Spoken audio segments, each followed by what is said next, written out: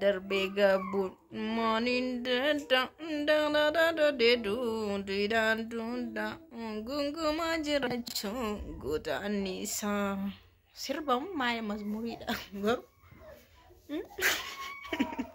ai farfa kuni farfanna kan jalalati nati kun farfanna jalalati wakka anin be ko ana do te nage malam be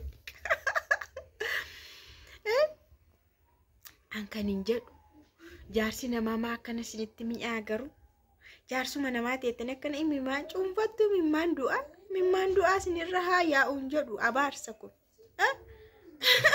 jara keenya nagaan siniif haa ta'u kabajamtoota akkam jirtu nagaa keessanii ani baay'ee nagaa ku galata waaqaa ta'u viidiyoo ijoolleen kun hojjetanii ibsishaa fi maakii dhumaaf jedhanii jechuudha. Kana hunda kan hojjetan maakii ma'aarsuufidha. Yaa'u ani dhugaadhaan jedhu ani garuu maakii ma'aarsuudhaaf jedhaniitudha. Kan isaan amma kan hojjetanii tokko inaaffaadha. Lammaffaan immoo maakii aarsuu fi sadaffaan immoo isa maakiin jaraa deebisteefidha. Kan isaan akkas ta'anii karaa viidiyoo irratti dalagan jechuudha. Viidiyoo tokkoffaa hin gadda har'a kanan argee. Tokko kan isheen balaa buustee arrabsitu jechuudha. Kan isheen balaa buustee arrabsitu tokkoffaan argee shamarran keenya qofaa miti namni keenya yoo ati bakka jirtu isteeppii tokko gara wayitti jijjiiramte maaliif barbadaa uffata namuma kanaan dura si jaallatu si deeggarutu namuma kanaan dura si deeggaraa ture. Namuma kanaan dura si jajaa ture si jaallataa turetu gaafa xixiqqooshi ol siqxu nama sanarraa jarumatu ijji dhiiga uffate ol ka'a. Kanaafidha barkanii yeroo baay'ee namni sababa inaafuu fi dursee si balleessu jechuudha. Namni maal barbaada seetanii asa jeneraal namni qixeema nama sanaa akka teessu. Namni sun kufeera yoo ta'e atis kufteema akka teessu. Namni sun gadi bu'eera yoo ta'e atis gadi buuteema akka teessu. Kun amala namaati. Kun jeneraali amala namaa yeroo jedhame ibsamudha. Garuu darbee namni tokko gaarii yaadu lapheensaa qajeelaa ta'e immoo jiraas ni jedhama. Laphee qajeelaa kan qabus jiraa jedhama. Garuu parsantii baay'eensaa jechuudha. Namni kaleessa sifaana hojjetes namni kaleessa sifaana nyaates yoo ati biraa jijjiirama wayii agarsiiste namuma sanatu ka'a eegee raasa. Eege ani ijoollee warri arsii eege keessa saabadudha. Nama sanatu eegees akkana gochaa ol jedhaa jechuudha. Because waa barbaadde nama sana caale. Maaliif oduudhaan nama sana hin caalle dhugaa waaqa qabeenya miti bara kana jechuudha. Qabeenyi illee qabeenya biyya jijjiirrachuun illee biyya jijjiirrachuudha. Kun waan guddaadha. Waan gurguddaa argachuun waan gurguddaadha. Garuu oduudhumaan nama tokko caalimee dhugaa waaqaati. Namuma kanaan dura sitti inaaf. Oduudhumaan yoo caaltellee jechuudha. Bara akkasii keessa akkamitti jaarsa kana fakkaatu argatamee caal jedhama.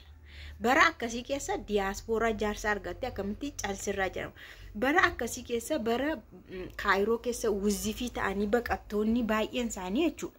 Baqataa ta'anii Kaayiroo keessa bahuu dadhaban keessa yeroo maakiin jaarsa diyaaspooraa argattee achi keessa bahuudhaaf jirtu akkamitti caalirraa jedhu.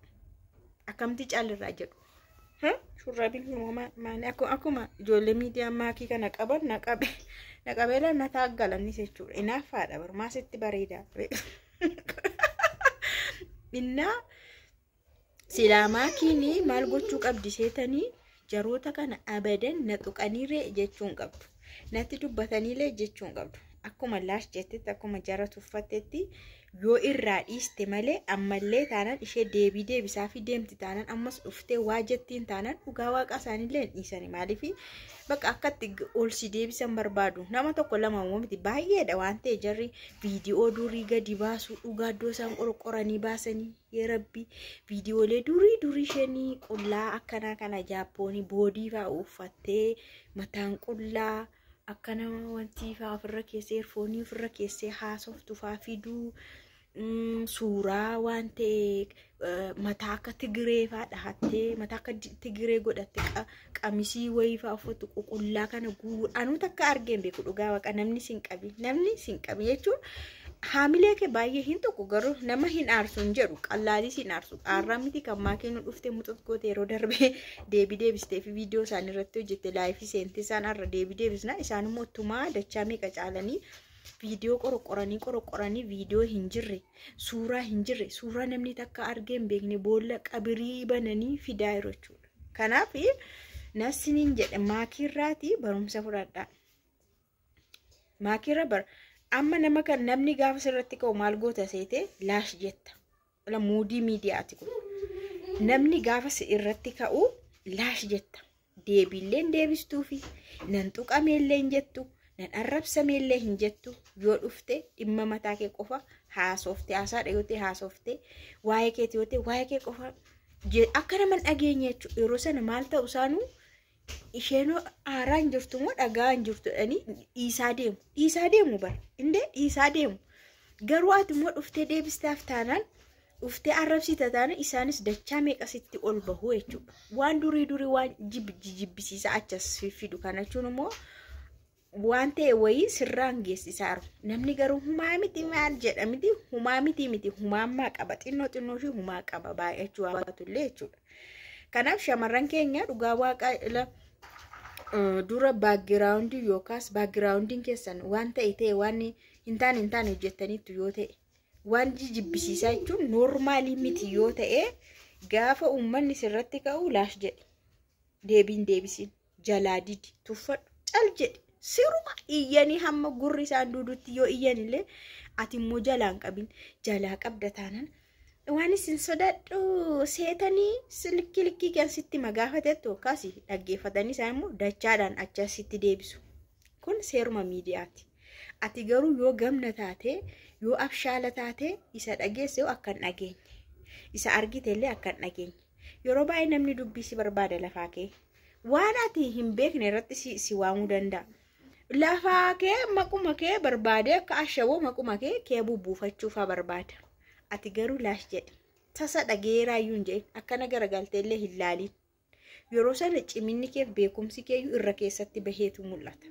Garuu ati gad deebitee jara si arrabsu faana hin arrabsite jara si ceepha'u faanaaf deebii tokko itti taanaan akkuma tokko itti ammas tokko lama maal ati ijoolleedha jaraa deebisaati gadi deebitee isaan faana haasoftaa siin jedha namni jechuudha. Maatu uffattee darbine ati siin jedha namni. Maaliif waan uffattee darbuu qabdu waan ta'eef jechuudha. Namni keenya akkuma dura sinii kaasee guddina kee baay'ee inaafa jijjiiramuu kee baay'ee inaafa maakiin amma jijjiiramte bakka kalas. Haala hundaa mijeeffatte diyaaspooraadha isheen hin deemti. Taabtaabii jalaa baatti hababaa tokko jalaa baatti. Maa kana jalaa baateedha bara. Maaliif kadhaa jalaa baateedha bara. Maaliif onlaayinii jalaa baateedha bara. Maaliif taabtaabii jalaa baateedha bara. Maaliif irra keessa baatee isheenuu namarraa fudhachuu osoo hin taane namaa kennuu keessa galtee. Ageessaniitu fudhachuu irraa baatee kennuu keessa maa galtee jijjiirama ka namni kan namaa kennu jijjiiramedha. Jijjiirame namaa kenna. Kana ol na haasofsiisina.